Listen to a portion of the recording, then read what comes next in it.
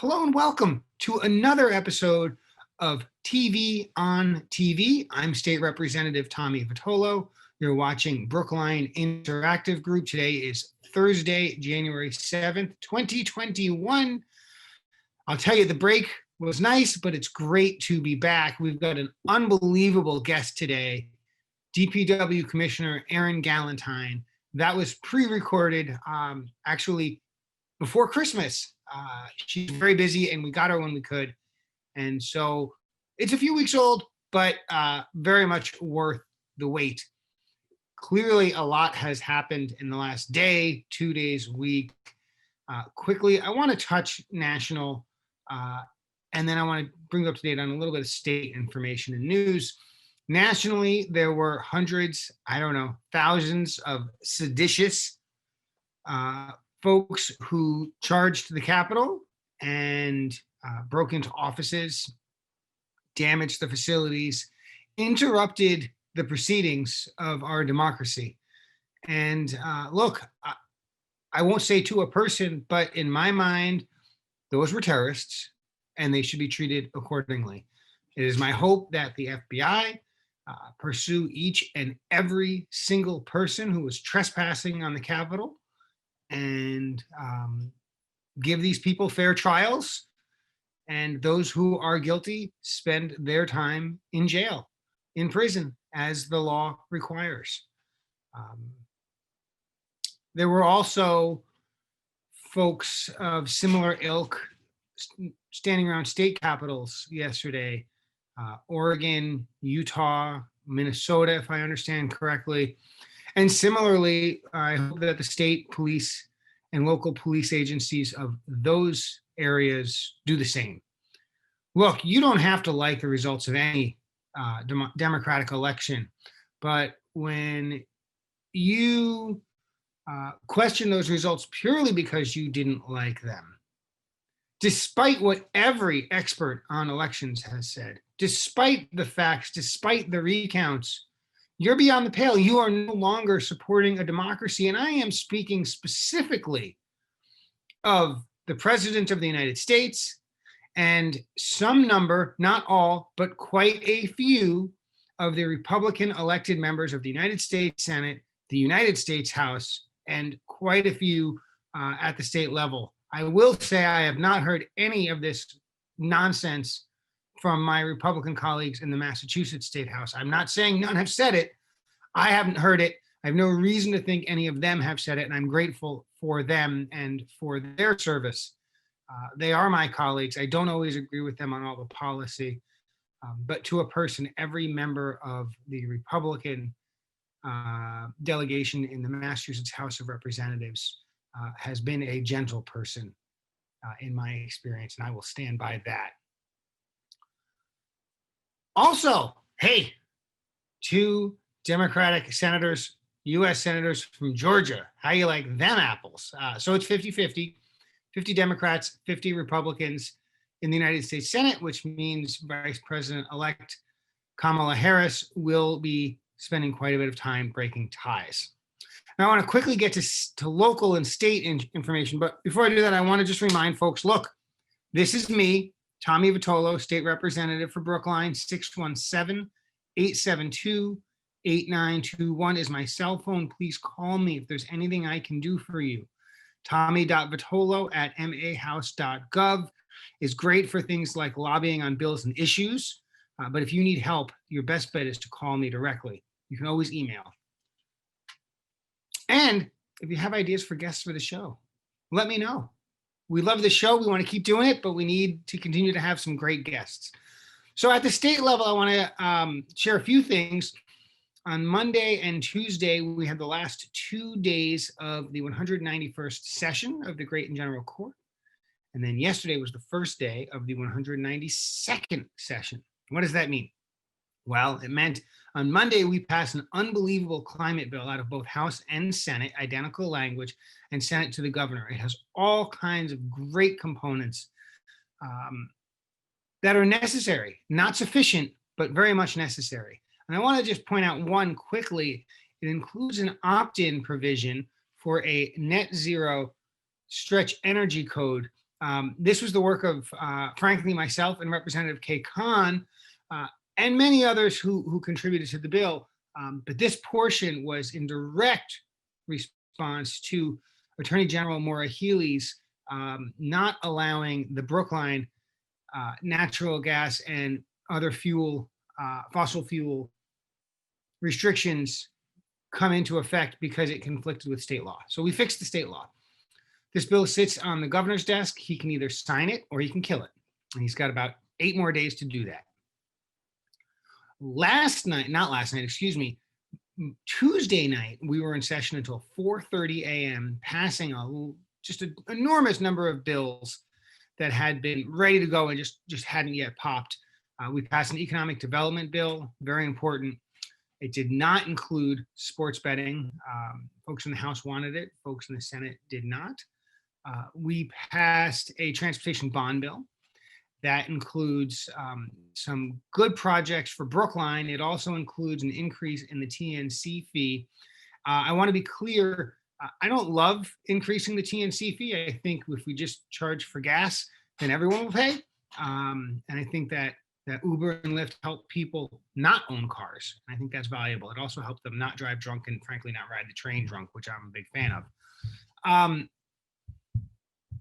But the upshot is a significant fraction of that revenue goes directly to the town from which the TNC rider entered the vehicle.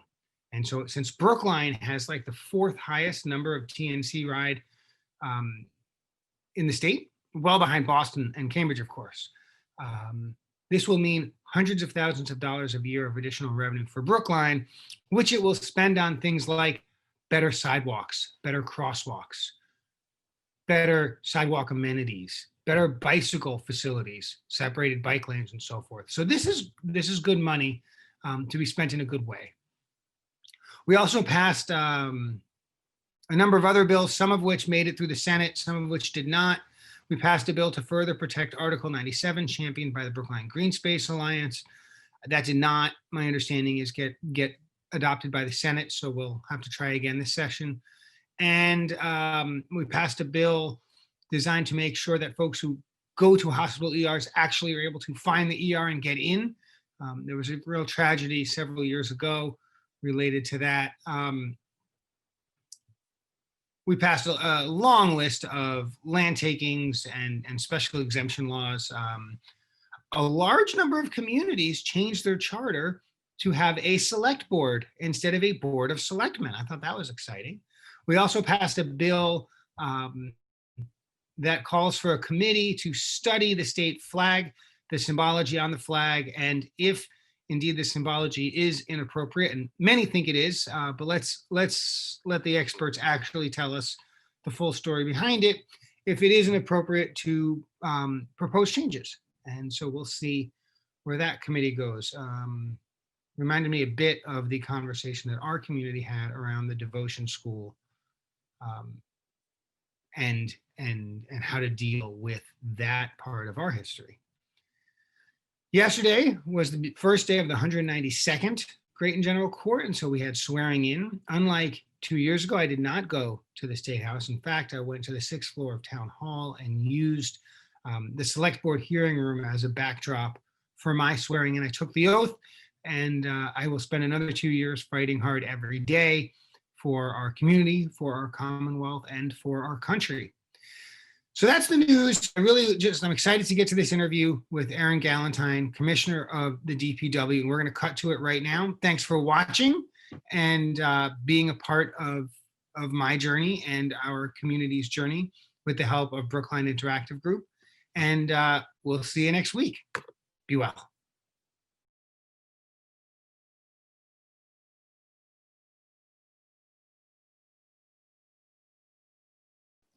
And as promised, this week we've got a very special guest, DPW Commissioner Erin Gallentine. Commissioner Galentine is new to the role, but not to the DPW and not to Brookline. And we're going to dive right in as we always do. Commissioner Galentine, welcome to Brookline Interactive Group. Welcome to TV on TV. And thank you for giving us some time. I know you're incredibly busy. Representative Vitolo, it is really nice to be here. Thank you for inviting me, and I really look forward to this conversation, and I'm incredibly excited to be in this new role with the town of Brookline. So, we're pretty informal around here. If it's all right, I'm going to refer to you as Erin, and you can call me Tommy, and we've known each other a long time. That's what we've always called each other. There's no reason to stop now. As I mentioned, you've been around Brookline for quite some time, and in the DPW, you didn't just sort of land into the commissioner's role by parachute. Tell us about your career in Brookline. Thank you very much for asking. I have been with the town of Brookline for 22 years, and I started in Brookline as the conservation administrator, dealing with land use planning, conservation management. Actually, wrote the first emissions inventory and climate action plan for the community, and then moved into the director of parks and open space, where I have been for 20 years.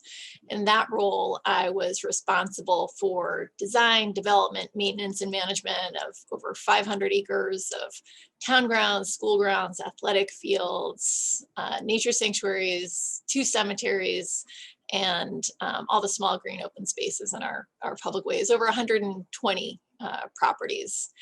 And in that role, I've been in the Department of Public Works and worked very collaboratively with the other divisions, the Highway and Sanitation Division, Water and Sewer Division, and Engineering and Transportation, and very familiar with how Public Works has functioned in the past, what the opportunities are for the future. And just as a little bit of additional background, I have my undergraduate from Boston College. I have my master's in environmental engineering from Tufts University. And prior to coming to Brookline, I was in environmental health and safety management, was in consulting. And when I came to Brookline, I was going to round out my resume on the public sector for a little bit, and really found that it was a personal passion of mine. I'm very passionate about public service, and I'm sure you feel the same. Yeah, I don't mind putting in a little bit of time for the general public. During COVID, that's been full time, morning, noon, and night. And I want to actually ask you about COVID as it relates to DPW. I think that people have a very particular viewpoint on DPW, right? They see the roads, they see the parks, they see, folks dressed in outdoor wear, keeping things clean and beautiful. But there's certainly more to DPW than that. And even under the best of times, it's got to be remarkably complicated. How has COVID changed both what DPW is doing public facing, but also how you've had to adapt your operations to be safe, to do new things, and to take care of your people? Tell us about your experiences with COVID on the job. So that is a great question. It's been incredibly complex and changing as we've gone through this pandemic. We have over 170 extraordinary men and women that work for Public Works in 5 different business categories. And Public Works provides essential services to this community. And really, when the pandemic really started to have the numbers rise in Massachusetts, and we were looking at what are we going to do in terms of minimizing exposure and the possibility for sort of contraction of the disease amongst employees and keeping our various functions going, we looked at dividing our teams into different groups so that we could always keep the core functions going for this community. And that means sanitation, that means your refuse collection and making sure that we could provide the service to keep a safe and healthy community. It means our cemetery services and making sure that we could continue to provide those services for the community. Emergency response as it relates to tree management, high wind events, water and sewer, main breaks, et cetera. And so we, to that end, made sure that we split our groups into 2 different groups with competencies in both of those groups so that we would minimize the possibility for exposure. We did some shift adjustments on timing. We changed our protocol in terms of all of that sort of verification with temperature and well-being, but also sterilization of the work environment and vehicles and tools every day. So we have done that. And I'm really proud to say at this point, we have had no employee to employee, COVID spread to date.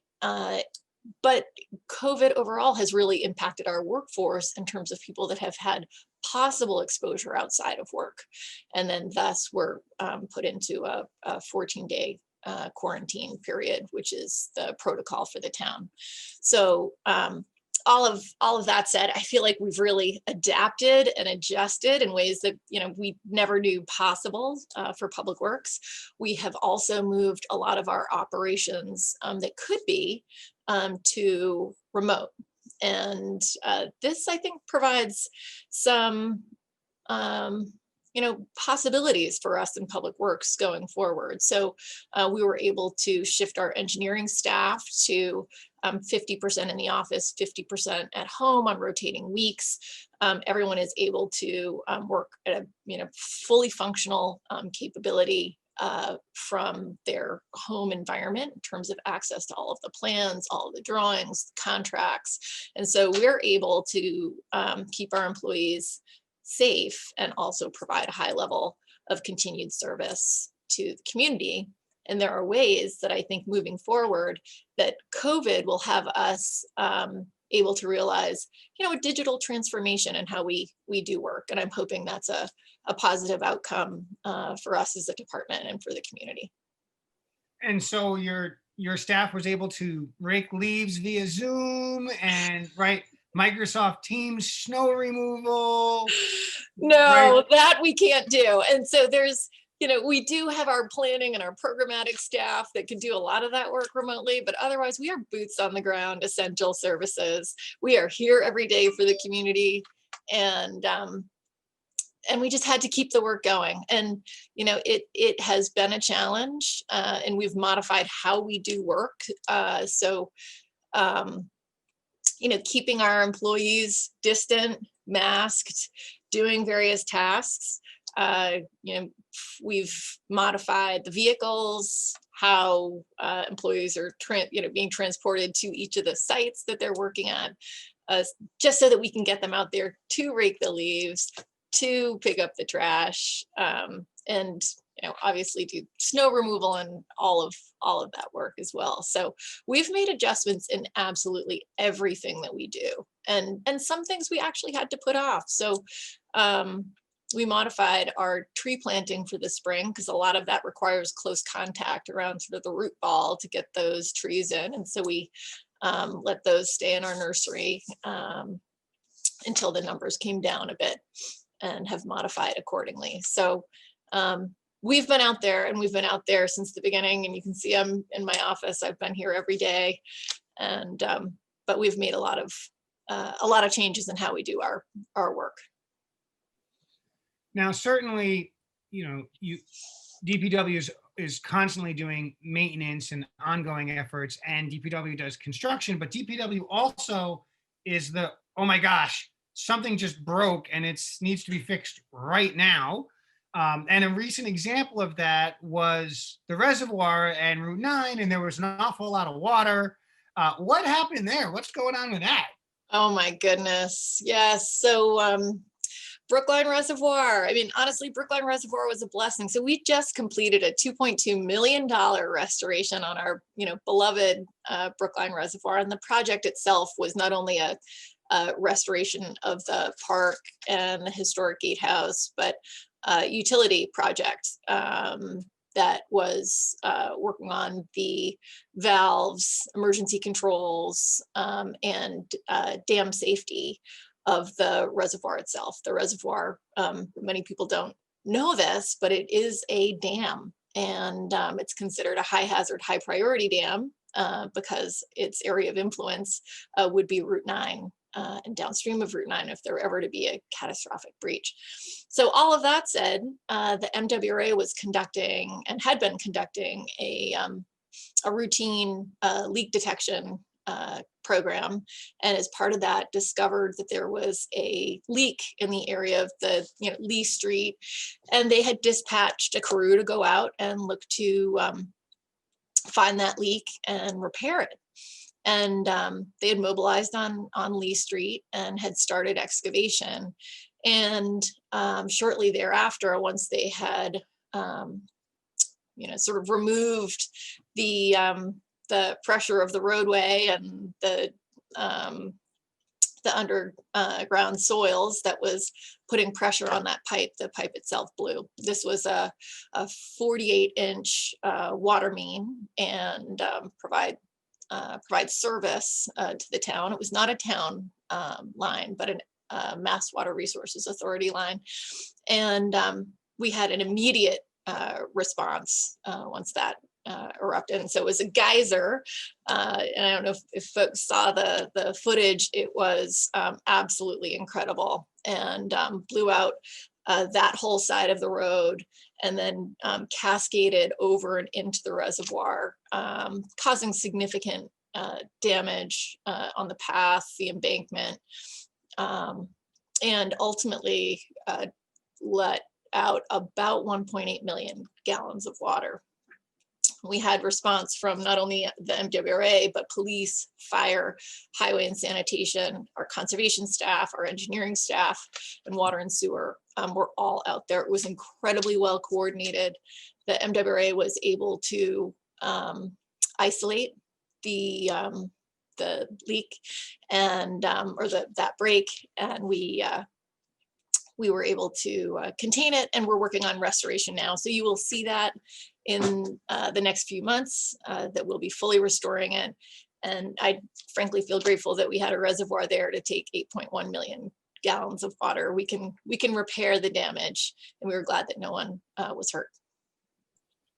So I'm sure, there won't be another problem until there is, and who knows what it's going to be. And the best you can do is just be prepared. But you've also got, you alluded to one project you've got coming this spring, sort of cleaning up the damage from that mess. Certainly there's parks projects and roadway projects, lots of DPW things coming up in 2021. Can you give us a preview of some of the construction projects we might see? Sure. Oh, I'd love to. We love our construction work in public works. So there's a lot of work going on with Complete Streets from our very capable transportation division. So they're looking at many ways that we can improve sort of multimodal use and access through our public way. We will be wrapping up the Gateway East project. So that should be complete in the spring. And that's really a total transformation to that space, providing improved access and movement, in particular for bikes and peds through that space, but also providing ornamental lighting and an improved sort of civic space feel to what before very much felt like only a highway. And that, with the bike ped crossing at the Emerald Necklace, it's starting to feel that we're doing a better job at connecting two different sides of Brookline on Route 9. We'll have the Cypress Street playground renovation. That is a full playground, sort of curb to curb, new inclusive playground, athletic field restoration, civic space, access, improved access, we think, to the MBTA lighting, and a lot of handicap accessibility improvements and placemaking. We are restoring the area around the Lars Anderson Lagoon. So recasting the Temple of Love, which really is our signature element, historic feature at Lars Anderson Park. It's over 100 years old. That we're looking to make the fountain functional, restoring the causeway and the footbridge. We'll be completing Clinton Road. We're doing some work on Woodland Road. We'll be finishing Winchester Road, and also working on a feasibility study for the bridle path on Beacon Street, which we're really excited about as well. So there are many projects in all of the divisions. I'm sure I'll think of more as we go through, but a lot of great work coming out of Public Works. And I was glad that the state was willing to be a partner on the bridle path. The study costs money, and funding is coming from a few different places. The bridle path is a big long-term vision, but it's a sliver compared to the big long-term vision of Erin Gallentine, Commissioner of the Department of Public Works. So give us a sense. We've got about 7 minutes left. Tell us, 2030, we're going to look back. We're going to say Commissioner Galentine is like 1/3 through her reign as commissioner. What are we going to see? How are we going to know that you put your fingerprints on Public Works in this town? So I really believe in Public Works. I think that we are essential to the vibrancy and the future of this community. For me, I want to ensure that we have a clean, safe, accessible, inclusive network of public ways and public spaces, that I foster a culture of continuous improvement, excellence in the public services that we provide, and that we're the service provider of choice for design, construction, maintenance, and management. So with all this, I really want to strengthen who we are as an organization, that we are providing the skills, the technical abilities, the services, that we have the tools, the equipment to do the work that's necessary for this community. I want to make sure that we do this in a way that supports occupational health and safety. So I'm really thinking about how we do our work and doing it in a way that protects our employees and protects the public. And looking forward, I really want to think about collaboration with our other divisions, so that the work that we do is getting the best value for the town, and with other departments. There's a lot of room for collaboration across all platforms. And in that, I think community engagement is something that has been one of my strengths since I started in Brookline. And I really want to bring that through to all of Public Works, so that our community feels connected to us and the work that we do. Do you have, are there big projects you imagine coming? If there's something a little more tangible, Oh, maybe it's well, in the CIP, maybe not yet in the CIP, right? What secrets. can you imagine coming? Right. So, I mean, there are a couple things. One thing that I want to do that I think we really need is a strategic plan for Public Works, so that we're aligning all of our projects with a vision, with a budget, with the communication with the community, with all of our boards and commissions. So that's something that I'll be working on, plus a bigger picture communication strategy, so that information about Public Works is more readily accessible to the public. I think it's really hard to find the information that you need right now on our website through our multiple divisions. Like, who do I go to get basic answers about the service? So my goal is, with both of those, is to really provide some clarity, transparency, and vision. In terms of projects, one that's in the works right now that I'm really excited about is a complete street project for the Washington Street corridor. So going from Beacon Street all the way down to our recently completed Gateway East, and really showing what a full 1.3 miles of complete street can look like, and connecting these major civic commercial areas. So this is exciting. This is something we're hoping to do through the Massachusetts TIP process. It's about a $26 million project. And I think one that would really be a showcase for the community.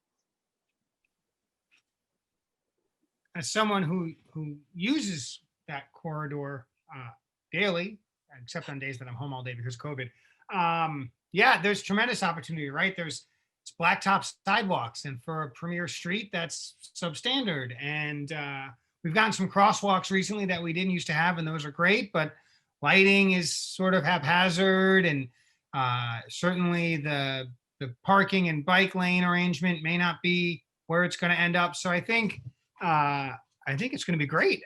No question, there's going to require a lot of community engagement, and folks aren't always going to agree on what they want.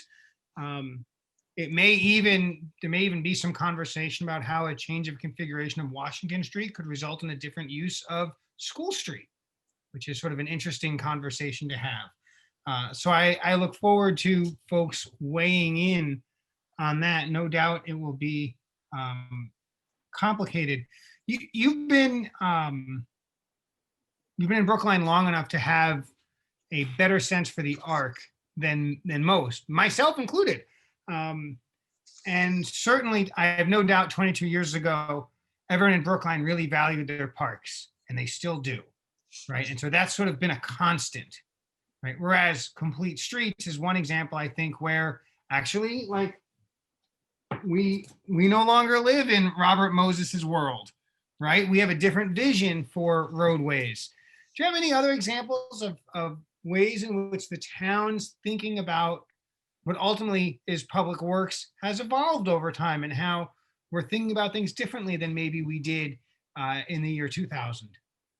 You know, I think there are many actually, but I mean, one other example is on community sustainability, climate change, and environmental responsibility. I mean, everything from the Muddy River Restoration Project and thinking about how we can adapt to climate change, more frequent and severe storms. So looking at the Muddy River and flood storage capacity, but also looking at all of the projects that we do and how we can better retain stormwater on site to manage those significant wet weather flows. So we're looking at that with every project that we do, including Cypress that I mentioned earlier. So we'll be thinking about climate change with all of our projects. We're doing an urban forest climate resiliency master plan right now, and thinking about how we not only plant street trees to be successful and help mitigate against climate change, but also how we can protect the urban forest from these climate changes. And then looking at our fleet and our operations, and are there ways that we can be going electric and reducing our dependency on fossil fuels, and where that makes sense. So I think there's a lot of opportunity for us to be a leader in climate change initiatives and environmental responsibility. Well, Commissioner Galentine, I know you're incredibly busy, and I'm so grateful that you were able to carve out a few minutes for the viewers of TV on TV here on Brookline Interactive Group programming. And so thank you so much for your time and for all of your hard work, both right now and frankly over the past 22 years. And I would go ahead and just put out there for the next 22 years to come, minimum. There's plenty of things left to do, and I know you've got your own list. So Commissioner Galentine, thank you again for joining us, and I look forward to seeing you out in the field one of these days. Well, thank you, Representative Vitolo. It was really nice to be here with you today, and look forward to all the great work we can do together in the future for Brookline.